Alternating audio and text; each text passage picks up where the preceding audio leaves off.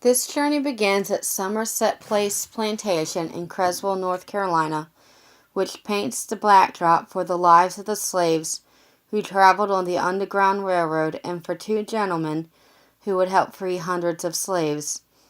Thomas Garrett, a Quaker and abolitionist, and black freeman William Still. Somerset Place was a running plantation and one of the largest plantations in the Upper South from 1785 to 1865. This estate was operated by 3 generations of Josiah Collins. I have the privilege to live 8 miles from this historic site and was able to speak with Lisa Biggs, the historical interpreter, during my recent visit. While obtaining information in regards to the Underground Railroad, I was informed that there were 17 escape attempts, but no more successful. It appears that the management of the plantation was overseen diligently. Therefore, those hoping to escape attempted to poison the overseer and were punished by flogging, being put in the stocks, jailed, and having salt poured into their wounds. Sue his slaves into free state territory. Many opponents of slavery were outraged by this act. For people like William Still and Thomas Garrett, this meant that their efforts were met with more and more difficulty and presented conductors on the Underground Railroad trouble in arranging passage into the South to rescue the slaves. The best description of the Quaker role in the Underground Railroad is found in Uncle Tom's Cabin by Harriet Beecher Stowe, who was an abolitionist. It was the first time that George had ever sat down on equal terms at any white man's table, and he sat down at first with some constraint and awkwardness, but they all exhaled and went off like fog, in the genial morning rays of this simple, overflowing kindness. This indeed was a home, a word that George had never yet known a meaning for, and a belief in God and trust in His providence began to encircle his heart. The Underground Railroad was not a railroad per se, but rather a vast network of routes that helped fugitive slaves make their way to free northern states or Canada. The use of the term of the Underground Railroad became popular in the 1830s during the time of abolitionists who were concerned with slavery conditions in the South.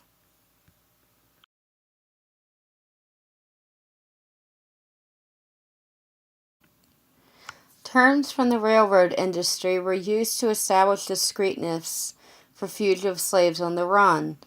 Some of these terms were stations or depots, station master, conductors, and stockholders. Escaping from the slaveholders' clutches was difficult. Most slaves traveled at night due not to attract attention, and many did not make their first attempt and were whipped for trying to escape. Some slaves traveled for 20 to 30 miles on foot before stopping to rest. Traveling the Underground Railroad was dangerous.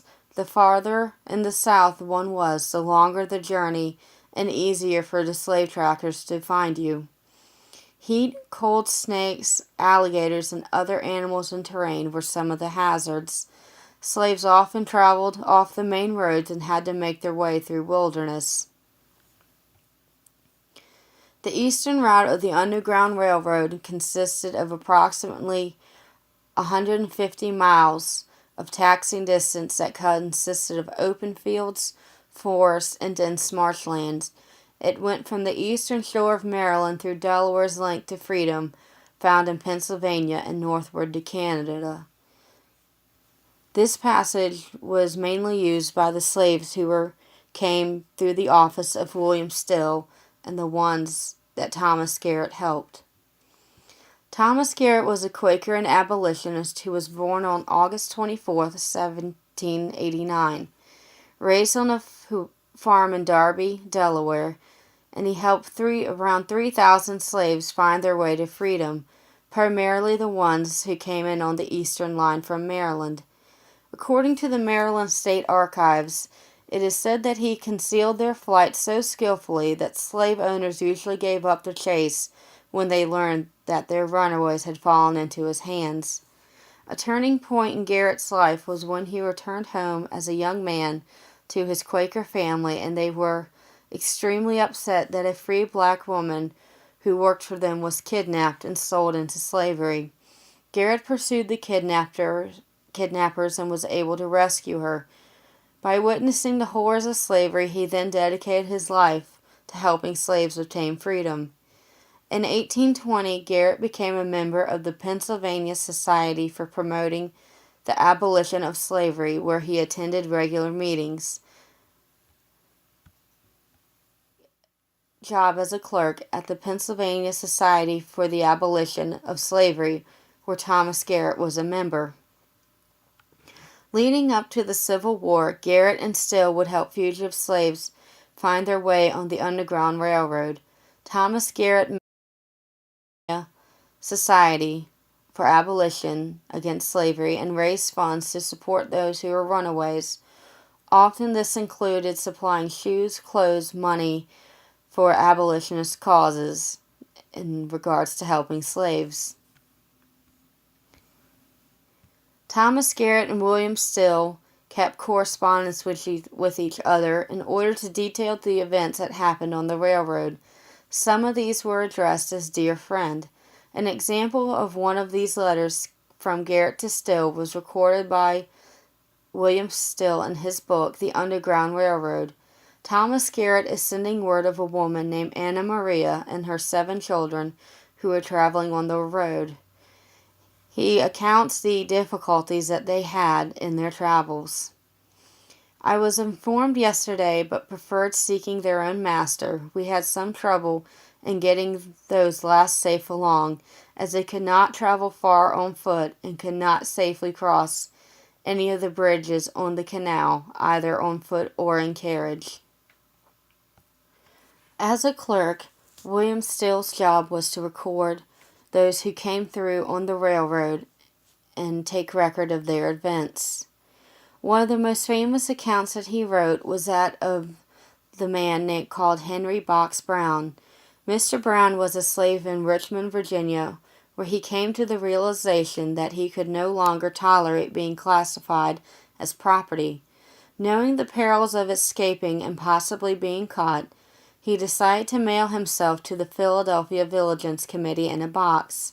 Still wrote as follows: All was quiet. The door had been safely locked. The proceedings commenced. Mr. McKim rapped quietly on the lid of the box and called out, "All right?" Instantly came the answer from within, "All right, sir." When the Civil War broke out in 1861, William Still and Thomas Garrett kept a low profile due to the fact of the many letters and records each of them had in fear that they be discovered. William Still hid his letters and records until the 1870s, where he composed them together and began writing his novel, The Underground Railroad. Still and Garrett continued their correspondence after the Civil War until Garrett's death in 1871. William Still died in 1902. These 2 men saved hundreds of lives and proved to be an integral part of American history.